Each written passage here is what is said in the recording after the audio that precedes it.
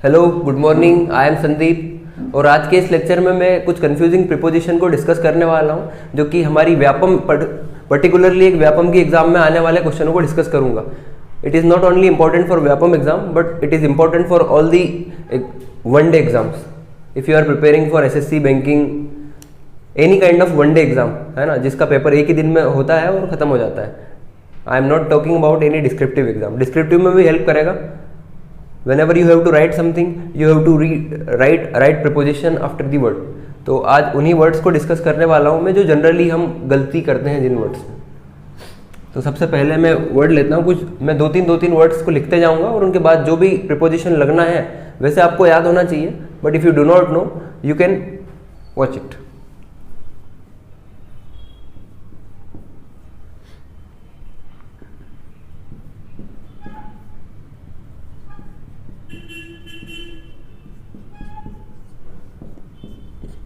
मैंने यहाँ पे 3 वर्ड लिखे हैं, गुड, बिजी और अफ्रेड। तो when it comes to speaking you can speak anything, है ना, एंड एवरीथिंग गोज। जब आप बोलते हो तो आप कुछ भी बोल सकते हो और वो चल भी जाता है, but when it comes to writing you have to write everything in a correct manner. जैसे एक एग्जाम्पल लेता हूँ मैं, I am good in English.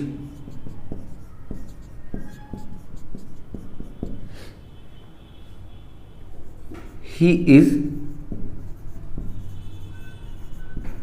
good at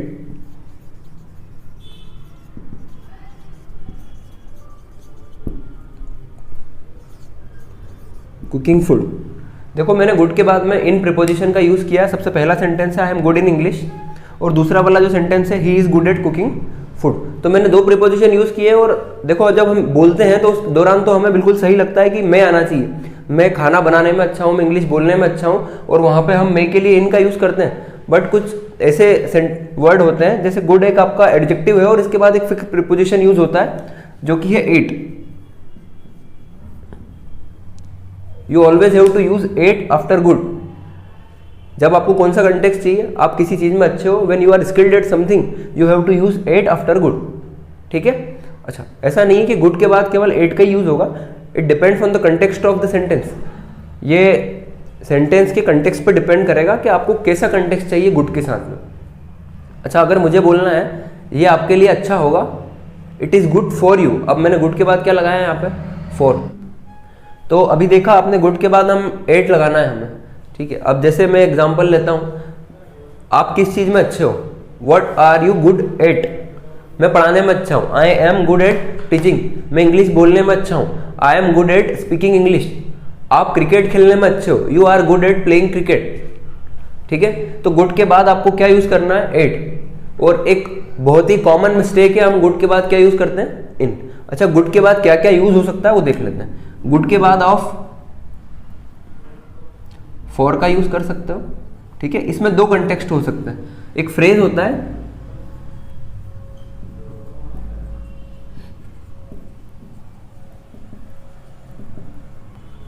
good for nothing.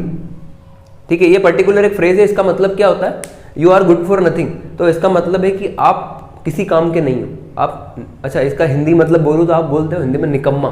तो अगर आपको किसी को बोलना है ना, क्योंकि आपके सर्कल में बहुत सारे लोग होते हैं ना ऐसे जिनको बोलना चाहते हो, you want to say someone that you are good for nothing, तो उसका ये मतलब होता है। ठीक है। गुड के बाद फॉर लगा के नथिंग, अगर ऐसा लिखा हुआ है यहाँ पे good fill in the blanks nothing. देखो कंटेक्स्ट पढ़ना पड़ेगा आपको कि पहले क्या लिखा हुआ, किस सेंस में यूज करना चाहते हो। तो क्या लगेगा, गुड के बाद में फॉर लगेगा। अगर मैंने लिखा it is good for you के एट यू, तो it is good for you होगा।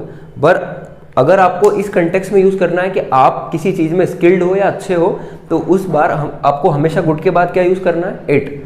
तो जो 2 सेंटेंस मैंने लिखे हैं यहाँ पे क्या यूज होना चाहिए, आई am good at English, he is good at cooking food. तो यहाँ तो मैंने बिल्कुल सही लिखा है। ठीक है।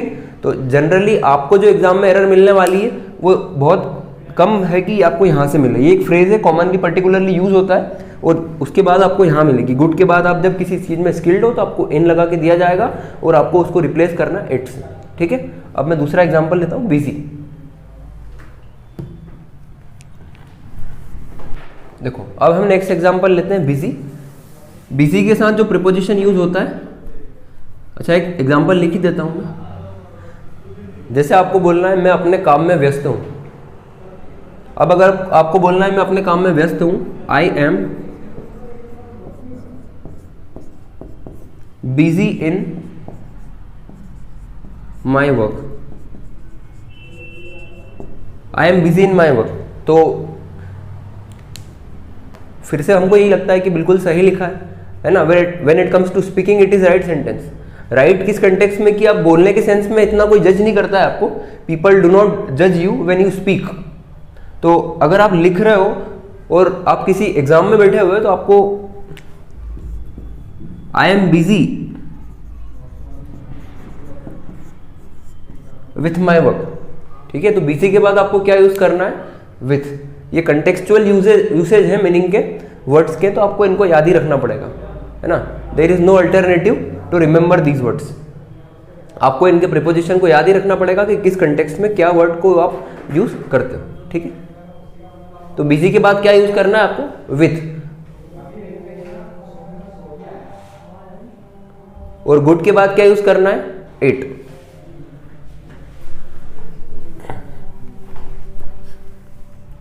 अच्छा, अफ्रेड का क्या मतलब है, अफ्रेड का मतलब है डरा हुआ होना या डरना, ठीक है। तो इसके बाद हमेशा क्या यूज करना है आपको, ऑफ। देखो बिजी के बाद विथ लगता है, गुड के बाद एड लगता है, अफ्रेड के बाद क्या लगेगा, ऑफ। अफ्रेड का मतलब डरना होता है। और ऐसी जितनी भी वर्ब होती है जिनका मतलब आप डरने से निकालते हो, जैसे सी स्केर्ड, स्केयर मतलब डरना होता है, फ्राइटेंड मतलब भी डरना होता है। तो इन सारे कंटेक्स्ट में आप क्या यूज करने वाले हो, ऑफ। स्केयर,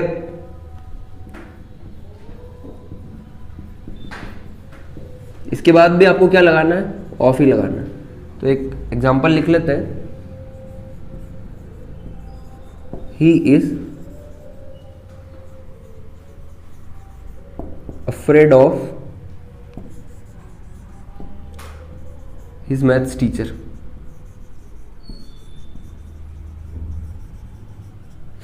वह अपने मैथ्स टीचर से डरता है। तो अफ्रेड के बाद क्या लगाना, आपको फिल इन द ब्लैंक्स मिल सकता है एग्जाम में कि क्या लगाना है। ये बहुत ही नॉर्मल प्रीपोजिशन है जो कि हमारी एग्जाम में पूछी जाती है। तीनों को डिस्कस कर लिया है। अब मैं नेक्स्ट लिखता हूं,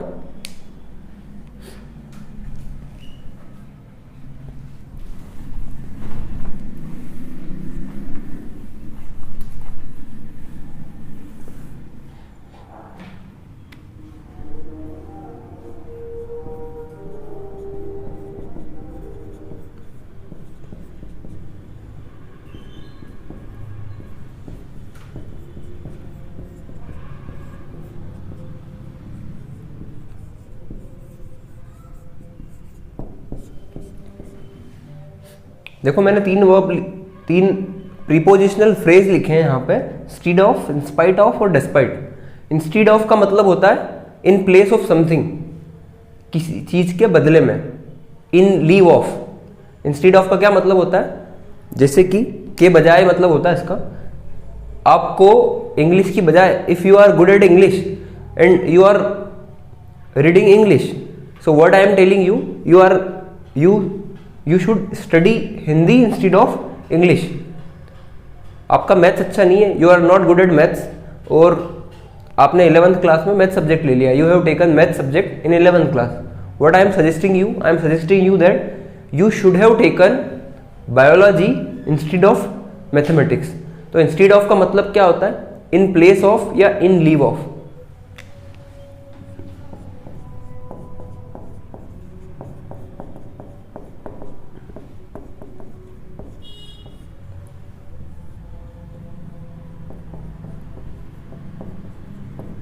की बजाय। और इन दोनों का सेम मीनिंग है।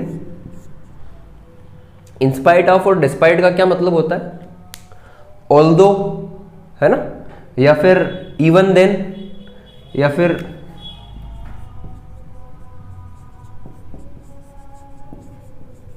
नेवरदलेस, नॉनदलेस,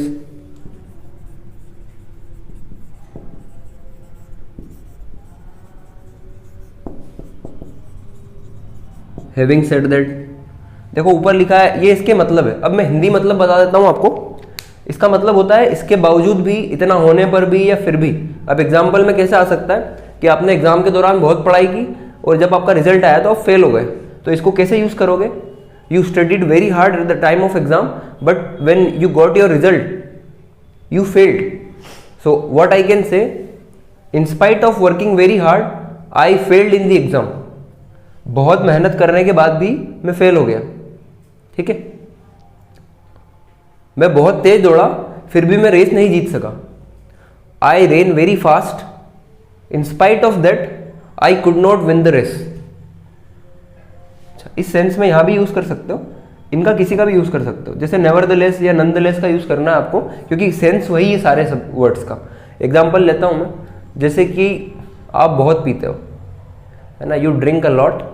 डॉक्टर के पास गए तो मना कर दिया कि आपको पीना नहीं है ना, आप पीना नहीं है, आपकी जो बॉडी है वो अंदर से पूरी तरह से डैमेज हो गई है पी के, तो आपको डॉक्टर ने मना किया है, पर इसके बावजूद भी आपने क्या पी, है ना। तो एक एग्जांपल लेता हूं मैं, doctor suggested me to not take wine. Doctor suggested me to not take wine, nevertheless I took it. Doctor ने मना किया था, इसके बावजूद भी मैंने ली। तो in spite of, despite, nevertheless, nonetheless, having said that, सभी का मतलब क्या होता है? यही होता है। एक एग्जांपल लेता हूं, कोई क्रिकेटर है जो कि बहुत अच्छा परफॉर्म करता है अपने फर्स्ट क्लास करियर में, इसके बावजूद भी उसे इंडियन टीम में सिलेक्शन नहीं मिलता है। कोई भी एक एग्जांपल ले लेता हूं, for example Virat Kohli first class match ही खेलता है, इंडियन टीम का कैप्टन नहीं। Virat Kohli plays very well, having said that he does not get selection in Indian team। having said that का मतलब आप इस तरह से यूज कर सकते हो, you are very good at English, having said that you are unable to speak English। आप इंग्लिश में बहुत अच्छे हो, उसके बाद भी आप इंग्लिश बोल नहीं पाते हो। तो इन सारे में एक दो सेंटेंस बना देता हूं बस, बट एग्जाम में इससे एरर क्या आता है मैं लिखता हूं। इन दोनों को देखिए एरर पूछ सकता है आपको, जहां इंस्पाइट ऑफ का यूज करना है वो इंस्टीड ऑफ कर सकता है, जहां इंस्टीड ऑफ करता है वो इंस्पाइट ऑफ कर सकता है। और एक जो कॉमन एरर एग्जाम में आती है, मैं उस पर पहले बात करता हूं। जैसे डिस्पाइट लिखा हुआ है, मैंने यहां पे ऑफ लगाया, यहां पे ऑफ लगाया, इसके बाद ऑफ नहीं लगता है, एग्जाम में क्या एरर आती है?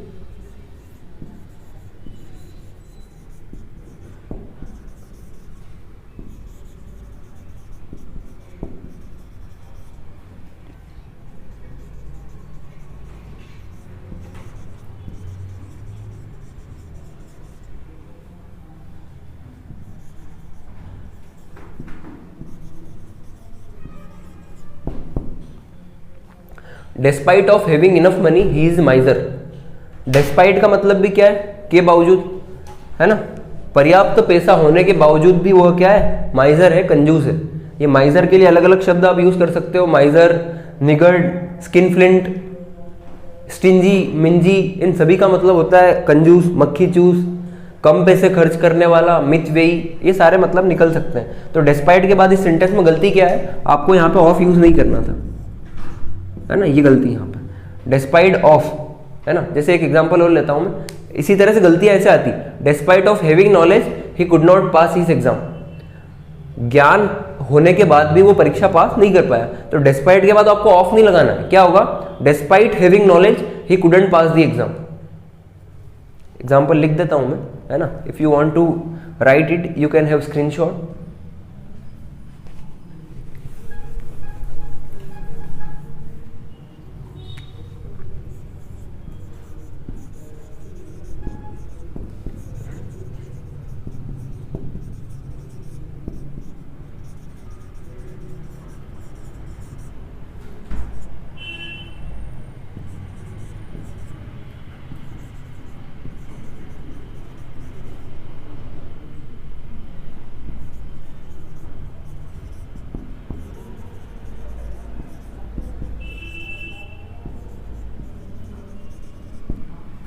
Despite having knowledge he couldn't pass the exam. अब आपको पता है डिस्पाइट के बाद आपको क्या नहीं लगाना है? आपको ऑफ नहीं लगाना है। लगाया क्या यहाँ पे? नहीं लगाया। It is a right sentence, ठीक है, ये सही सेंटेंस है। आप डिस्पाइट की बजाय इनका भी यूज कर सकते थे, ठीक है। इसके अलावा भी और वर्ड आते हैं, इंस्टीड ऑफ, अच्छा sorry, in spite of, despite, nevertheless, nonetheless, all the same, even then, having said that, एक दो वर्ड और है ना, I am not getting now, अभी याद नहीं आ रहा है मुझे। बाकी इस पर्टिकुलर कंटेस्ट के लिए जो एग्जाम में पूछे जाते हैं वो ये सारे चीज़ों पे, तो आपको इनका मतलब पता होना चाहिए। इन स्पाइट ऑफ का मतलब क्या होता है। मैं इन पे एक दो एग्जाम्पल और लेता हूँ ऊपर वाले पे जो पूछा जाता है। ये सही है क्योंकि डिस्पाइट के बाद यहाँ पे ऑफ नहीं लगा है।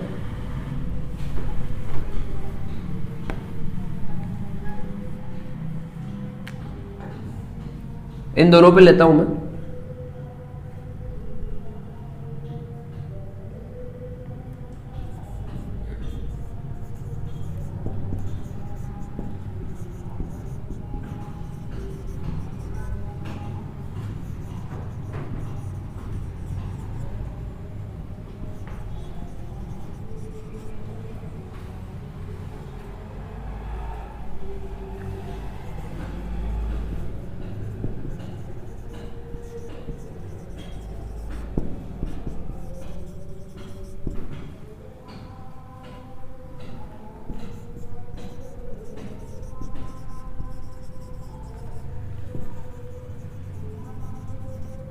I did not study before the exam. Your exam was specific. The लगाना आपको। I did not study before the exam. Having said that, I got good marks in the exam. मैंने परीक्षा के पहले पढ़ाई नहीं की थी, इसके बावजूद भी मुझे अच्छे अंक मिले। तो हैविंग, आपको इनका मतलब याद रखना है। आपको जब भी एग्जाम में मिलेंगे तो ऐसे आपको ऑप्शन मिलने वाले हैं, and you must be able to eliminate the option. अगर आपको उनका मतलब नहीं पता होगा तो आप ऑप्शन एलिमिनेट नहीं कर पाओगे।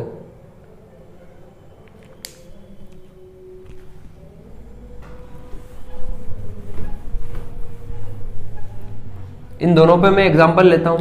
जैसे कि मुझे यूज ये करना है, मैं यूज इसको कर लेता हूं। इसका क्या मतलब बताया, की बजाय। और बाकी ये जितने वर्ड लिखे हैं इन सबका मतलब क्या होता है, के बावजूद भी। हिंदी में बात करूं तो इन सबका मतलब क्या है, के बावजूद भी, या फिर भी, या इतना होने पर भी, सेंस में आप यूज कर सकते हो। एक एग्जांपल लिखता हूं मैं।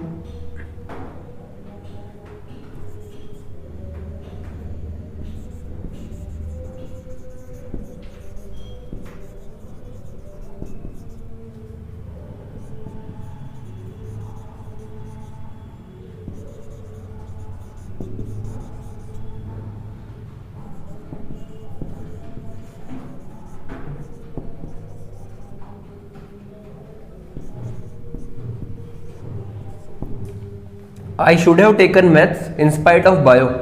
तो आपको पता है कि यहां बोलना क्या चाह रहे हो, मुझे मैथ्स लेना चाहिए था बायो की बजाय। अब इसका मतलब की बजाय होता है या के बावजूद भी होता है।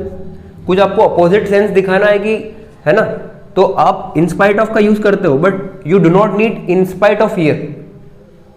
आपको किसकी जरूरत है, इंस्टीड ऑफ की जरूरत है। तो यहां पे क्या आना चाहिए आपका,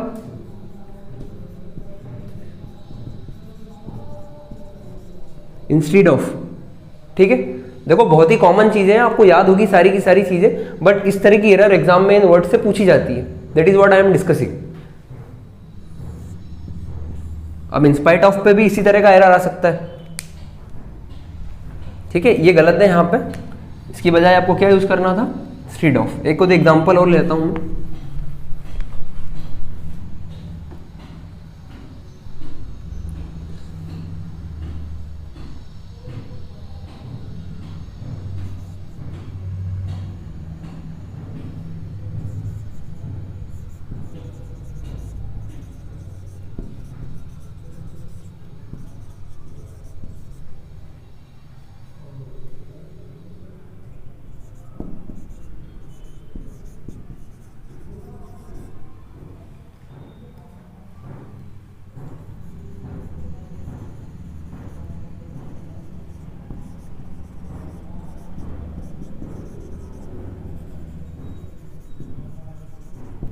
आई played very well, instead of that we lost the match.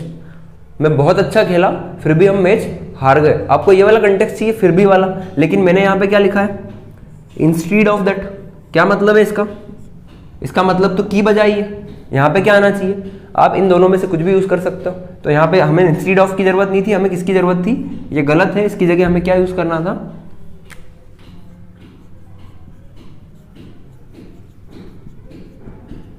In spite of. If you are preparing for Vyapam exam, SSC exam, banking exam, ये सबके लिए बहुत इंपॉर्टेंट है ना। It works like a connector, आपको इन्हें कनेक्टर की तरह यूज़ करना है, ठीक है। तो ये याद रखना है आपको कि किस शब्द के बाद क्या प्रीपोजिशन यूज होता है, instead of, in spite of, despite, nevertheless, nonetheless.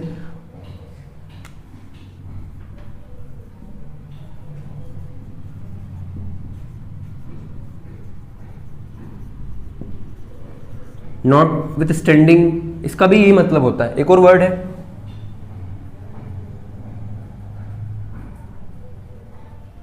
All the same. ये सारे शब्दों के मतलब क्या है, के बावजूद भी, फिर भी, इवन देन भी हो सकता है, जो कि बहुत ही कॉमन वर्ड है, ठीक है। एंड उसकी पॉसिबिलिटी बहुत कम है कि एग्जाम में पूछा जा सकता है, इसलिए हमने we have discuss all those words जो कि एग्जाम में पूछे जा सकते हैं, ठीक है। तो ये आपको याद रखना है, ये सारे के सारे वर्ड एग्जाम में पूछे गए हैं और आगे भी पूछे जाएंगे। If you want to take screenshot you can have it.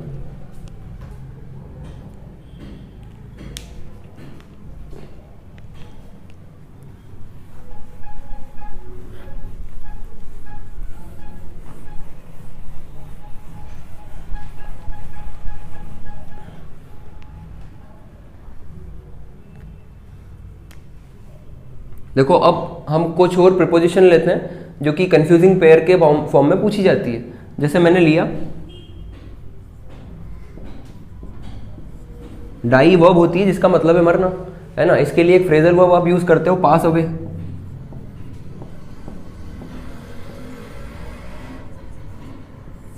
अच्छा, पास अवे का मतलब होता है टू डाई, एक होता है पास आउट।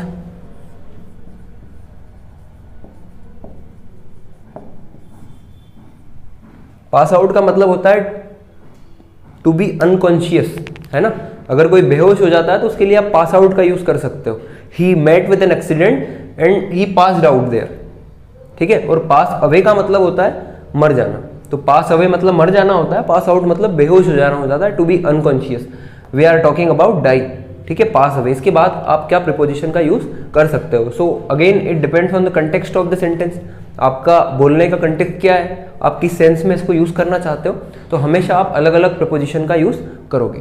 तो डाई के बाद क्या क्या यूज हो सकता है, डाई के बाद में ऑफ यूज हो सकता है, डाई के बाद में फ्रॉम यूज हो सकता है, डाई के बाद में विथ यूज हो सकता है, डाई के बाद में फॉर यूज हो सकता है, डाई के बाद में इन यूज हो सकता है, ठीक है। डिपेंड करता है कि आप बोलना क्या चाहते हो, ठीक है। अगर आप किसी बीमारी के कारण मर रहे हो, है ना, किसी बीमारी के कारण मर रहे हो, तो आपको डाई के बाद ऑफ यूज करना है। जैसे कि example,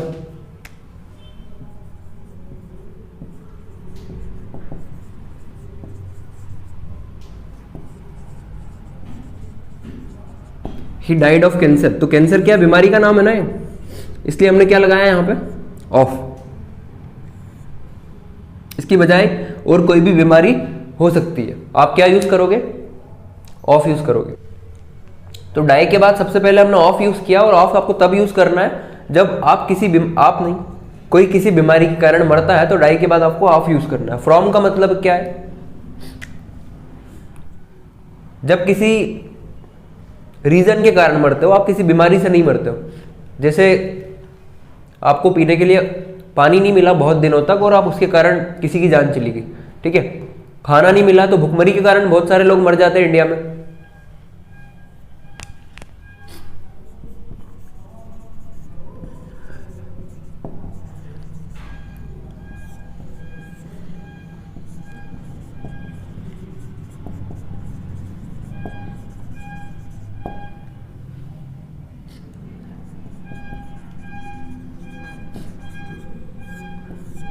they died.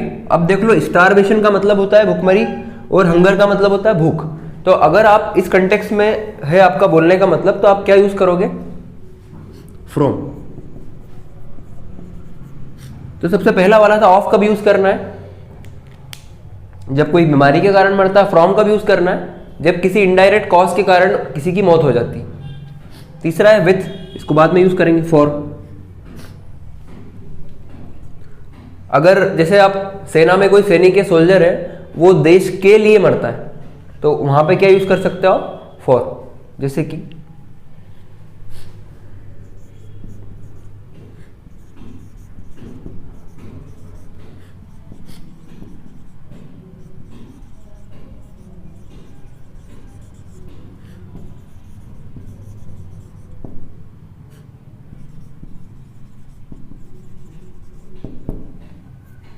He died for the sake of his nation, उसने अपने देश की खातिर जान दे दी।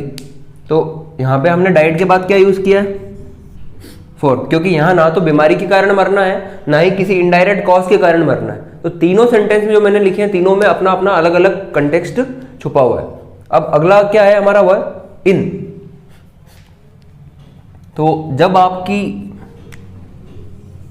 या किसी की, है ना, मैं बार बार आपकी ले रहा हूं, है ना, तो आपकी बात नहीं कर रहा है यहाँ पे, इन मतलब आप इनका यूज तब करोगे जब किसी व्यक्ति की मौत किसी एक्सीडेंट, किसी दुर्घटना के कारण हो जाती है। तो क्या एग्जांपल लिख सकता हूं मैं,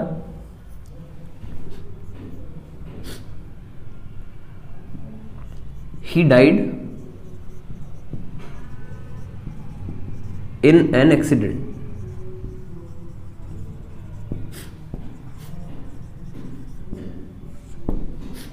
किसी एक्सीडेंट में, किसी इंसिडेंट में जब किसी की मौत हो जाती है, तो आप डाई के बाद क्या यूज करते हो, इन।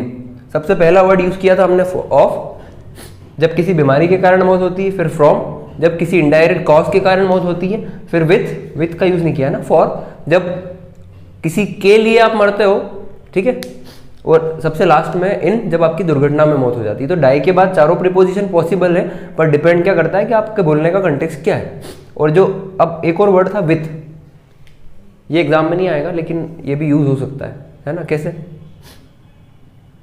आपका कोई चाहने वाला नदी में डूब, है ना, नदी में कूद गया, तो आप भी पीछे पीछे क्या कि ये तो मर गया, मुझे भी जीना नहीं है, और आप भी कूद गए, तो क्या बोलोगे, आई डाइड विथ, हाँ, वो जो भी है उसके नाम के साथ में आप भी मर गए। तो डाई के साथ विथ भी आ सकता है, बाकी ऐसे कंटेक्ट को कभी एग्जाम पूछता नहीं, है ना।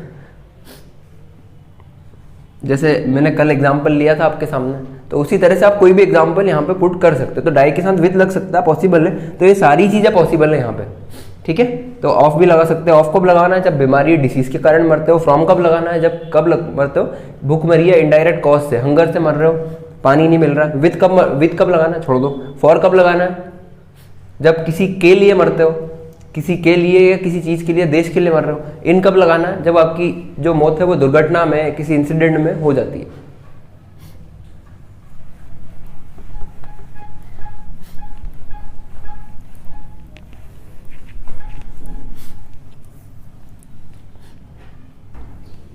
अब हम नेक्स्ट वर्ड लेंगे। अभी तक हमने क्या क्या डिस्कस कर लिया। गुड के बाद क्या लगता है, एट लगता है। I am good at teaching, I am good at dancing, है ना। What are you good at, I am good at nothing, मैं किसी में भी अच्छा नहीं हूँ। गुड के बाद फॉर भी लगाया था हमने, जिसका क्या मतलब था, निकम्मा होना, किसी काम का नहीं होना। जैसे मैंने बोला you are good for nothing, क्या मतलब है इसका, आप किसी काम के नहीं हो, है ना। You are very good for nothing, किसी काम के नहीं हो। दूसरा, गुड के बाद फॉर किस कंटेक्स्ट में लग सकता है, तो मैंने अगर बोला है ये आपके लिए अच्छा होगा, it will be good for you, तो यहाँ पे फॉर लगा दिया। बाकी आपसे एग्जाम में क्या पूछा जाएगा, गुड के बाद इन लगा के दिया जाएगा। I am good at teaching, good in दिया जाएगा, आपको क्या लगाना है वहाँ पे, in place of in you have to use it. फिर गुड के बाद मैंने बिजी का यूज करवाया था आपको, बिजी के बाद भी हमने क्या लगाया था, in. I am busy in my work, I am busy in study, तो क्या लगाना है आपको, I am busy with my work, in place of in you have to use with. फिर हमने क्या देखा था, फ्राइटेंड, अफ्रेड, स्केयर्ड, इन सभी का मतलब डरने से संबंधित है, डराने से संबंधित है। तो आपको वहां पे भी क्या यूज करना है, I am afraid of, frightened of, scared of, तो इनके बाद में भी क्या यूज करना है आपको, ऑफ यूज करना है। फिर हमने देखा instead of, inspired of, despite, nevertheless, nonetheless, all the same, notwithstanding, having said that, ये सारे के सारे क्या है, you can use it as a connector. और इन सभी का मतलब क्या है, कोई कॉन्ट्राडिक्टरी चीज को दर्शाने के लिए करते हैं हम। जैसे कि ऐसा हो गया, इसके बावजूद भी वो नहीं हुआ, तो उस कंटेक्स्ट में आप इनका यूज करोगे। मैंने क्या बताया, कहाँ पे एरर आ सकती है, इंस्टीड ऑफ और इंस्पायर्ड ऑफ के बीच में आपसे एरर पूछा जा सकता है। इसके बाद हमने देखा था, अभी यही देखा हमने, ठीक है। तो अब इसके आगे हम 2-3 चीजें और डिस्कस करेंगे। तो आपको जितना अभी हमने बताया, मैंने बताया, वो तो सब समझ में आ ही गया होगा। अब कुछ और लेते हैं हम, जैसे कि डील इन, डील विथ और डील आउट, है ना। डील जो शब्द, ऐसे बहुत सारे वर्ड है जो एग्जामिनर के फेवरेट है। तो डील के बाद इन भी यूज हो सकता है, डील के बाद विद भी यूज हो सकता है, डील के बाद में आउट भी यूज हो सकता है, पर इनका हमेशा कंटेक्स्ट अलग अलग होगा।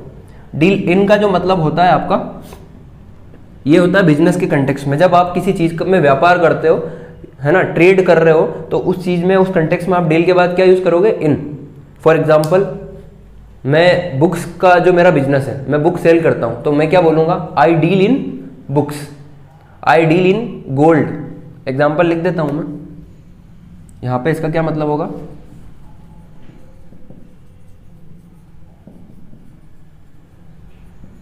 ट्रेड, व्यापार, बिजनेस, इनके सेंस में आप इसका यूज करोगे, किसका? डील इन का।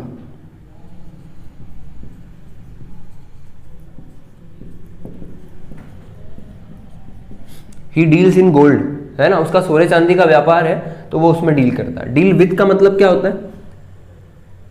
जैसे आप किसी मुद्दे को सुलझाना या उसे टेकल करना, तो इसका मतलब हो सकता है टेकल करना है,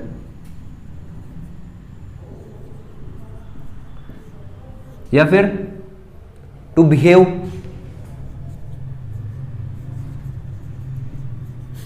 बर्ताव करना, टेकल करना, ए सेंस में आप डील के साथ विद का यूज कर सकते हो। जैसे कि कोई मुद्दा है, वो आपके दोस्त हैं, तो आप बोल रहे हो तू चले जा, मैं इस काम को निपटा लूंगा या मैं उनसे निपट लूंगा, तो निपटने वाले सेंस में आप डील के साथ क्या यूज करोगे? With. I will deal with them, I will deal with your friends, है ना, I will deal with this issue, मैं इस इशू को निपटा दूंगा या इससे निपट लूंगा। तो ऐसा जब सेंस हो टेकल करने वाला या बिहेव वाला, तो आप डील के साथ क्या यूज करोगे? With. When it comes to trade और business, you have to use what? In. तो डील के साथ इन का यूज है बिजनेस में, विद का यूज है किसी काम को निपटाने में या उसे टेकल करने में। देखो, डील आउट का मतलब क्या होता है? डिस्ट्रीब्यूट करना। डील इन का मतलब और डील विद का पता है, डील आउट का मतलब है डिस्ट्रीब्यूट करना। जैसे कि बच्चों के बीच में कुछ गिफ्ट को बांटा गया, तो आप वहां पे क्या यूज कर सकते हो? Deal out. एग्जांपल ले लेता हूं मैं,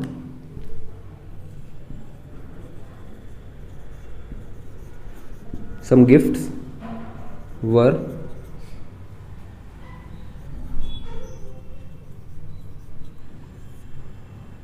डील की थर्ड फॉर्म हो गई डील, ठीक है।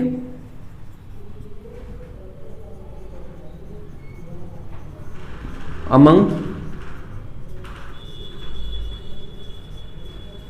द चिल्ड्रन, बच्चों के बीच में कुछ गिफ्ट बांटे गए। अच्छा, एक और है, ये डील आउट के अलावा गिव अवे भी, गिव अवे एक वर्ड होता है जिसका मतलब भी डिस्ट्रीब्यूट करना ही होता है।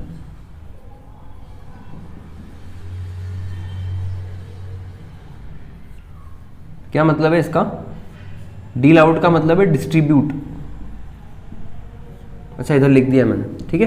तो डिस्ट्रीब्यूट करने का एक और मतलब क्या है? Give away.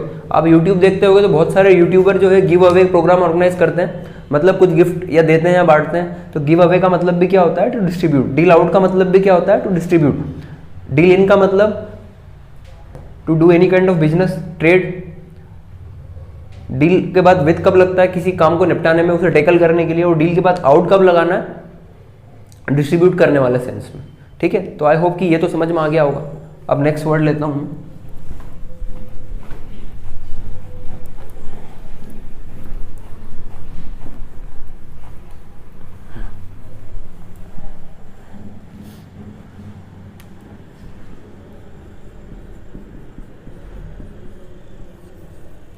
जैसे मैंने लिया ब्लाइंड, तो ब्लाइंड के साथ क्या यूज हो सकता है?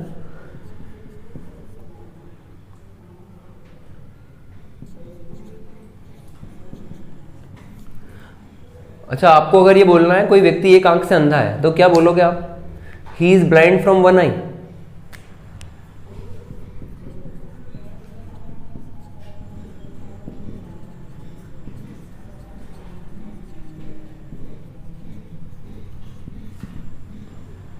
तो ब्लाइंड के साथ में आप फ्रॉम नहीं लगाते हो कभी भी। अगर आपको बोलना है कोई व्यक्ति एक आंख से अंधा है, तो वहां पे क्या यूज करना है आपको? इन। ही इज ब्लाइंड, फ्रॉम की जगह क्या आएगा यहाँ पे? इन। ब्लाइंड के साथ क्या आने वाला है? इन आएगा। अच्छा, इसी तरह से ब्लाइंड के साथ टू कब लगाते हो? When you ignore something, you brush aside something, ठीक है, यू सेट असाइड समथिंग, किसी चीज को इग्नोर करना या उसे नजरअंदाज कर देना, उस सेंस में आप क्या यूज कर सकते हो, ब्लाइंड के साथ टू। और ये जनरली गलतियां छुपाने के लिए यूज हो सकता है, जैसे कि my mother is blind to my mistakes, I am blind to my mistakes. तो आप जब खुद की गलतियों को छुपाते हो उस सेंस में आप क्या यूज कर सकते हो, ब्लाइंड के साथ में टू। एक एग्जांपल लिख देता हूं मैं,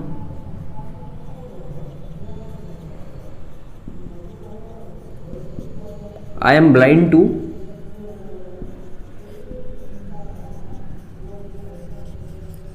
माई मिस्टेक्स। तो ब्लाइंड टू का क्या मतलब है, ब्लाइंड टू का कंटेक्स्ट उस चीज में आप जब किसी चीज को छुपाते हो, किसी चीज में भी आप अपनी गलतियां छुपाते हो, कोई दूसरा आपकी गलती छुपाता है, तो वहां पे आप ब्लाइंड के साथ किसका यूज करते हो, टू का। इस सेंस में आप पर्टिकुलर एक इडियम भी यूज कर सकते हो,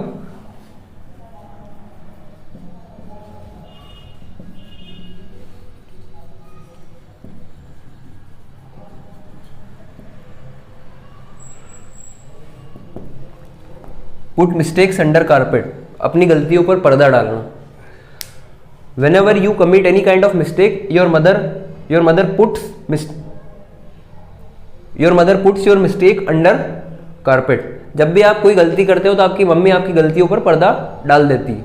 And whenever it happens, वहीं से काम चालू हो जाता है, ठीक है, वहीं से हमारे बिगड़ने का काम चालू हो जाता है।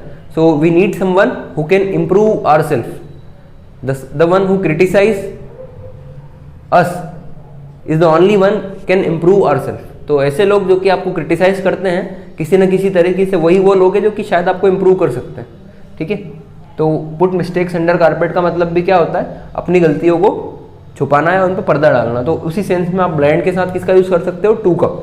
और एक आंख से अंधे होने में ब्लाइंड के साथ किसका, इन का। ये आपको डिक्शनरी में मिल जाएंगे, मैंने गूगल किया था तो मुझे ब्लाइंड के साथ ऑफ भी मिला।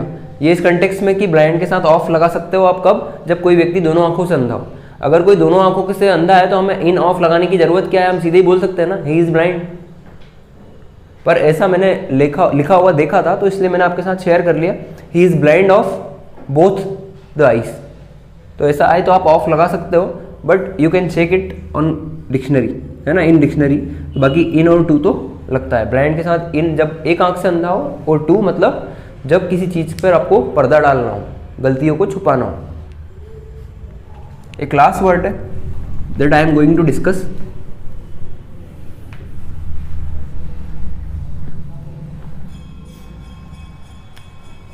जैसे मैंने लिखा